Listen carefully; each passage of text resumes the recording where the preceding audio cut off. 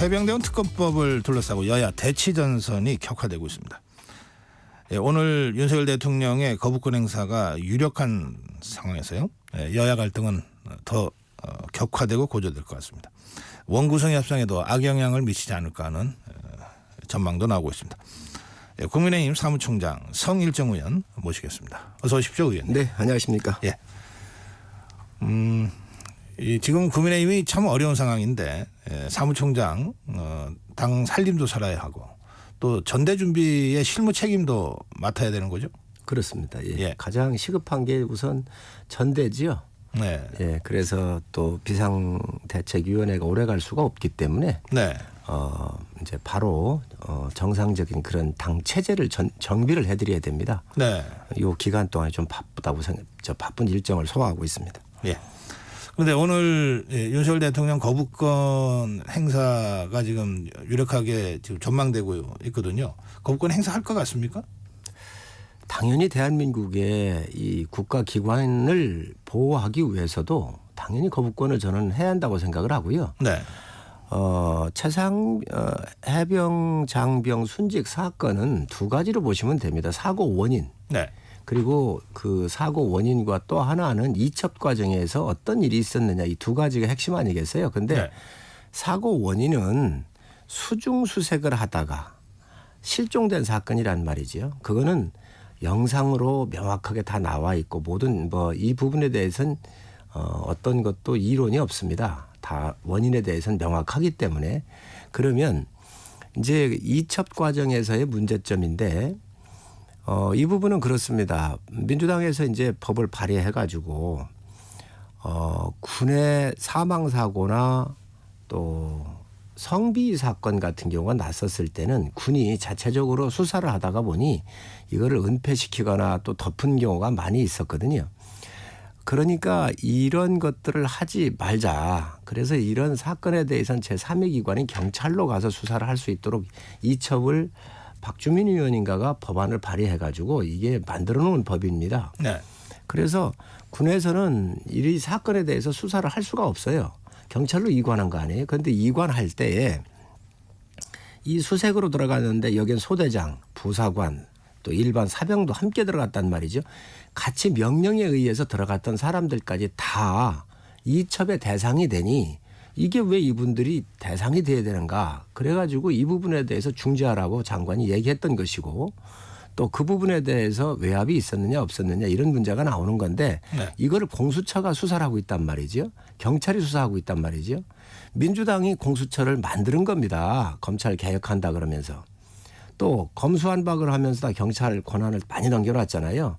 그럼 이 개혁을 민주당이 해놓고 본인들이 만들어 놓은 이 기관을 여기 못 믿겠다.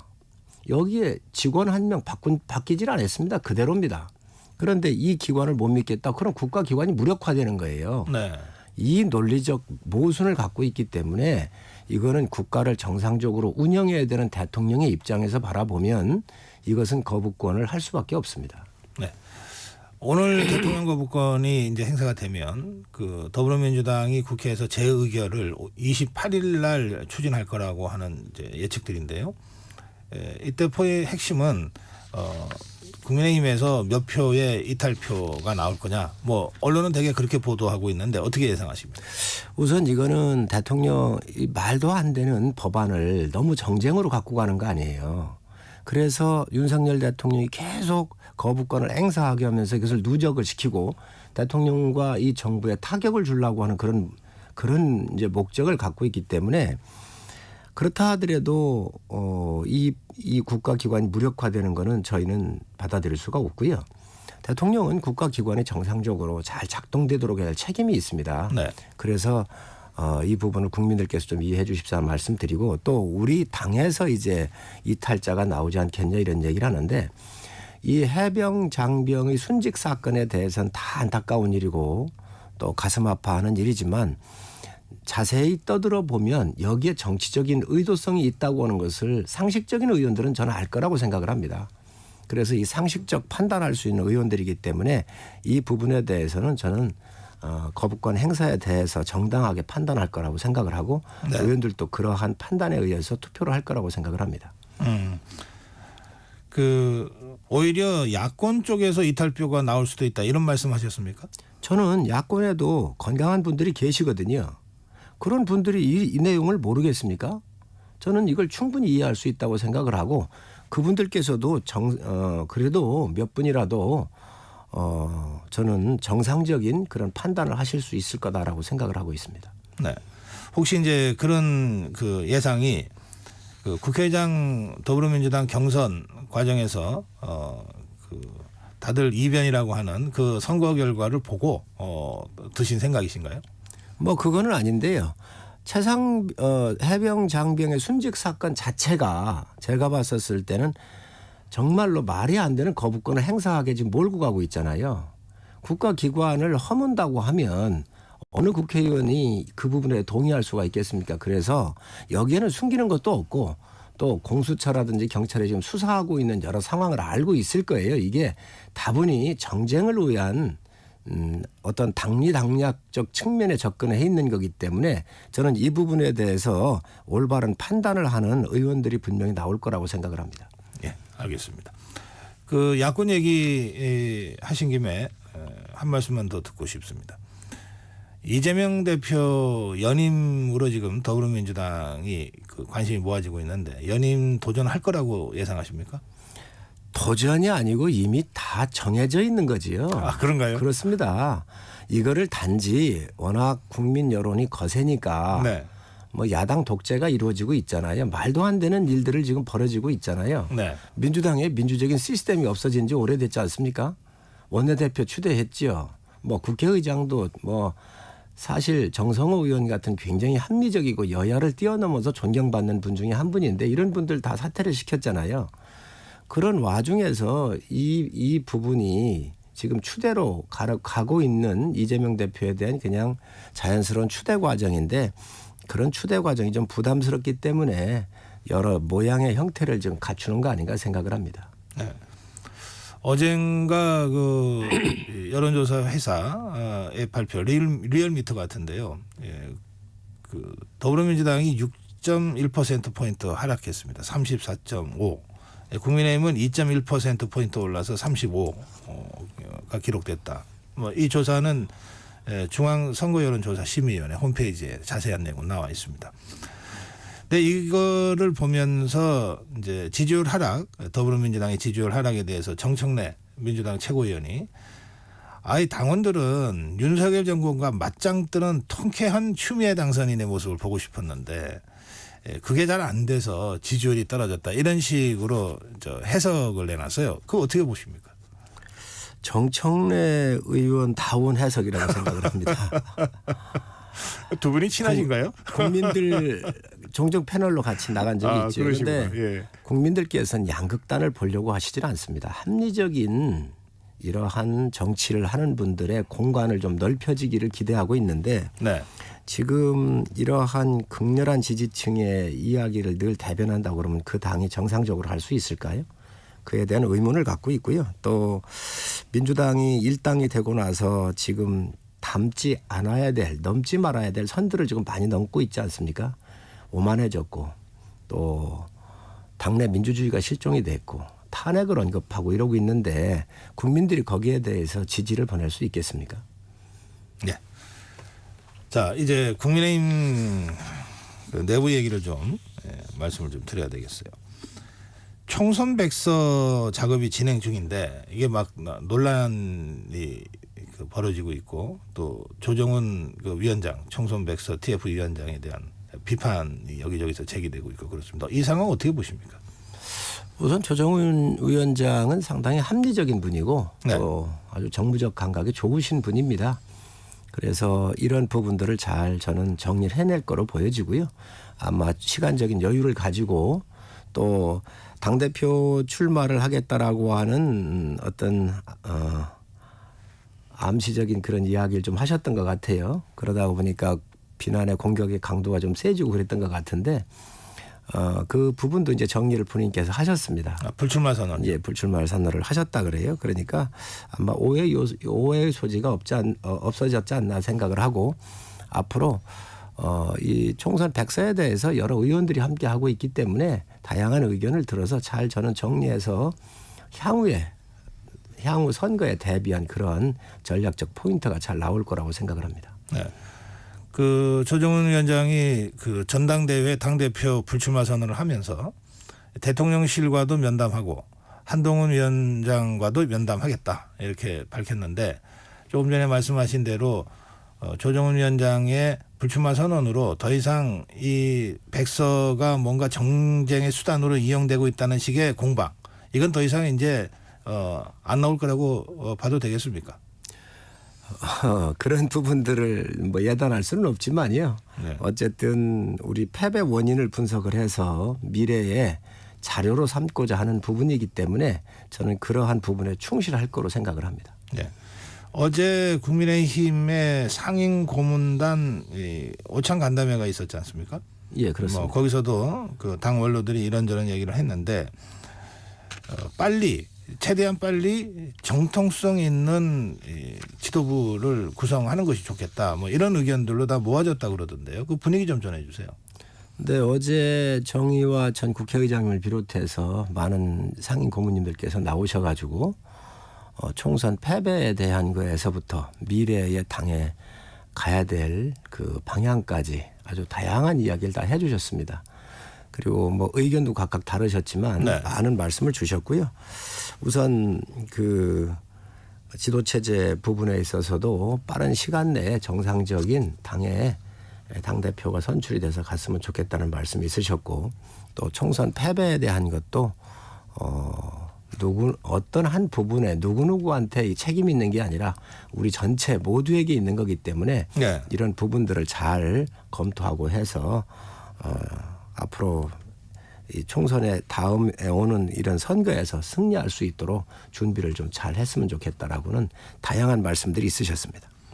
우리 그 성일정 사무총장이 이제 그 전당대회 실무 준비를 책임지고 있잖아요. 우리 총장님 생각으로는 언제 또 어떤 룰로 하는 것이 좋겠다고 하는 생각을 갖고 계십니다. 어제 그 고문단 회의에서도 룰 이야기가 있었습니다. 그래서 아주 국민 여론을 대폭적으로 수용하자는 분도 계셨고요. 또 지금의 이 전당대회이기 때문에 이 100% 당원들로만 하는 게 이게 맞다라고는 말씀까지 다양하게 있으셨습니다. 그런데 네. 저희는 이 국민의 여론을 담아내는 그릇이 정당이잖아요. 그렇기 때문에 이 부분에 대해서는 이 국민 여론들을 좀 다양하게 원외 지구당들에 대한 의견도 좀 듣고 있고 고문님들의 의견도 듣고 또 여론도 듣고 국민 의견도 듣고 또 앞으로 의원총회를 통해서 의원들의 이야기도 좀 담아낼 생각입니다. 그래서 그런 모든 것들을 지금 모니터링을 하면서 국민의 여론을 어떻게 수렴을 할까 이런 고민들을 좀 하고 있습니다. 대체로 보면 지금은 100% 당원만으로 당대표 뽑는다 이렇게 돼 있잖아요. 이거를 국민 여론을 좀 반영하자고 하면은 국민 여론 당원 국민 여론 70대 30 또는 50대 50 거꾸로 30대 70 뭐 대개 그런 얘기들이 나오는데 지금 황우여 비대위원장이나 성일종 사무총장은 어떤 입장도 없으시다는 뜻인가요? 저희가 정할 수는 없는 것이죠. 네. 50대 50 있는 것도 알고요. 7대 3 있는 것도 알고 있고 8대 2도 있고 또 100%도 당원으로 가자고는 안도 있습니다. 그래서 저희가 이걸 정할 게 아니고 여러 의견들을 종합을 하고 또 의원총회를 통해서 의원님들의 의견도 좀 들어보면서 여기에서 수렴을 해야 한다고 생각을 합니다. 시점은요? 시점은 아무래도 전당대회 일정하고 이제 관련이 있잖아요. 그래서 저희가 7월 중에 전당대회를 하는 게 좋겠다라고 하는 내부 1차 의견이 있었습니다. 그렇기 때문에 아마 이런 의견에 대해서 모으는 과정은 이번 달 말 6월 초 정도까지는 가지 않을까 싶습니다. 물리적으로 한 달 정도면 됩니까? 전당대회가? 빨리 하면 30일에서 40일 정도 요 정도 소요가 됩니다. 그러면 행정적인 프로세스가 있기 때문에 6월 초에 시작한다 그러면 7월 한 10일 전후에서는 물리적으로는 할 수는 있다 이런 말씀이시죠? 그건 좀 이른 것 같고요. 네. 좀 여유가 있어야 됩니다. 여러 가지 행정적인 절차도 있고 의견 수렴 과정도 있고 그래서 7월 중에 7월 중에는 전당대회를 하는 게 맞지 않나 생각이 들고 네. 또 이제 휴가가 7월 말부터는 이제 본격적인 휴가 시즌이 좀 되잖아요. 그렇기 때문에 저희 흥행이라든지 여러 가지 것들을 고려했었을 때는 하여튼 7월 중에는 저희가 하는 게 맞다고 생각을 하고 있습니다. 지금 이 흥행까지 생각 안 할 수가 없는데 그래서 한동훈 전 비대위원장이 전대 출마를 해야 흥행이 된다 이런 주장도 있는 것 같습니다. 전대의 흥행을 위해서 한동훈 전 비대위원장이 나오는 건 아니고요. 네. 정치는 본인이 하는 거기 때문에 본인이 아마 판단하고 결정을 하시게 될 겁니다. 어느 특정인을 두고 전대를 준비하고 이런 거는 없는데 아무래도 여러 좋은 후보들이 많이 나오시게 되면 국민의 이목을 좀 받지요. 그런 면에서 한동훈 장관이 등판을 한다고 그러면 국민 그 집중도가 좀 더 높아지지 않을까 생각을 하고 있습니다.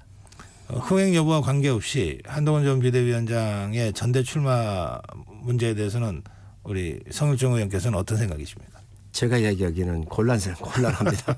사무총장이라서 곤란하신 겁니까? 그렇습니다. 아니면? 그렇습니다. 예. 네. 누굴 나와라 말아라 이럴 수가 없잖아요. 다 네. 본인들 의사에 맡기는 것이고 네. 그러한 그라운드를 저희는 아주 공정하게 운영하는 것이 저희 목표이기 때문에 뭐 어느 누가 나오든 또 어떤 분이 안 나오든 거의 개념하지 않고 아주 공정한 룰을 운영하려고 합니다.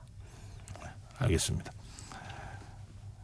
그런데 그 어제 그저께 그 해외 직구 문제와 관련해서 이제 정부가 그 대국민 사과도 하고 대통령실도 또 사과도 하고 그랬는데 그 문제 관련해서 그 국민의힘의 여러 정치인들이 해외 직구와 관련된 정부 정책이 좀 졸속이다 이렇게 비판을 했어요. 그 비판의 맨 앞에 한동훈 전 위원장이 있더라고요. 그래서 대다수 언론인이 이거를 보면 이제 한동훈 위원장이 출마를 결심한 것 같다. 대통령과 각도 세워가면서 이 출마 준비를 본격적으로 시작하는 것 같다. 이런 해석들도 있었는데 뭐 성정 의원 개인 생각은 제가 더 이상 안 여쭙겠는데 이런 해석에 대해서는 어떻게 생각하세요? 정치 유력 정치인이 움직일 때는 다양한 해석이 나오죠. 그게 바로 뉴스가 되는 겁니다. 네. 뭐 갑설을설 여러 가지 나오지 않겠어요? 그만큼 후보에 대한 국민적 관심이 높구나 이렇게 보여지고요. 어쨌든 뭐 제가 볼 때는 우리 각각 후보들이 갖고 있는 장단점이 언론을 통해서 또 국민들에게 이렇게 관심을 갖고 알려진다고 하는 것은 당의 입장에서 상당히 저는 긍정적으로 보고 있습니다. 많이 나오면 많이 나올수록 좋다고 보시는 거죠? 그렇습니다. 당에 활력을 주고 또 후보들 간에도 경쟁이 더 자유롭게 이렇게 그라운드가 마련된다고 보고 있기 때문에 네. 저는 긍정적으로 보고 있습니다. 알겠습니다. 오늘 그 더불어민주당과 국민의힘 원내대표와 수석부대표 2+2 그 회동이 이루어질 거라고 하던데요. 이제 원구성 문제 때문에요. 근데 제가 어제 박성준 그 더불어민주당 수석부대표하고 인터뷰를 하면서는 6월 7일을 국회법상 법적인 기한이다라고 얘기를 하더라고요. 그 원구성 협상에 대해서는 물론 원내대표가 주도하지만 우리 사무총장 입장에서는 어떤 생각을 갖고 계십니까? 6월 7일이 국회법상 그 원 협상을 마무리하게 되어 있지요. 네. 이게 이 법을 지킬 수 있을 수 있도록 국회에서는 여당이 민주당 아닙니까? 그렇기 때문에 민주당이 이러한 부분에 대해서 좀 협상에 여러 가지 폭을 좀 넓혀 주셨으면 좋겠다. 지금 18대하고 19대가 상당히 모델이 될 수가 있는데요. 18대 같은 경우는 지금의 민주당이 82석인가 얻었었습니다. 네. 범여권이었던 저희 당이 202석을 갖고 있었죠. 그때도 법사위원장을 국회 내에 소수 야당이 여당을 견제할 수 있도록 스스로 법사위원장을 민주당한테 할애를 했었던 거거든요. 19대는 152석이었고 그 당시에 민주당이 152석 때 130석인가 그랬어요. 131석인가 그랬습니다. 그때도 아주 좋은 전통을 네. 법사위를 양보를 해서 국회의 원만한 운영 그리고 국회 내에서도 견제와 균형이 이루어질 수 있도록 이런 민주적인 아주 좋은 모델들이 알겠습니다. 있었거든요. 그런데 이런 것들이 지금 깨지고 있단 말이죠. 그래서 6월 7일까지 원만한 이런 원구성이 이루어질 수 있도록 전 민주당이 협조를 좀 해줬으면 좋겠다 생각을 합니다. 예. 역지사지하면 안 풀릴 문제가 없을 텐데. 짧게 예. 마지막 질문 드릴게요.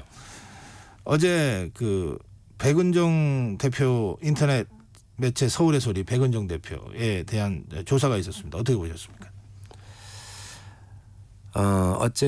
어찌 됐든 간에 이 사건 같은 경우야 이 공작으로부터 시작한 거 아닙니까?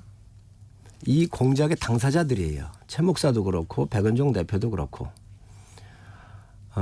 영부인께서 그 디올백을 받은 것 자체야 좀 문제가 있고 또 그거에 대한 책임을 지실 겁니다. 그렇지만 이러한 공작을 통해서 저는 돌아가신 부모님까지 소환을 해가지고 한 이런 공작에 대해서는 법적인 측면 이전에 윤리적으로 너무 심각한 문제가 있지 않나 생각을 합니다. 이런 일들은 이제 있어서는 안 된다고 생각을 해요. 예, 여기까지 하겠습니다. 예, 지금까지 국민의힘 사무총장 성일정 의원이었습니다. 고맙습니다. 네, 감사합니다.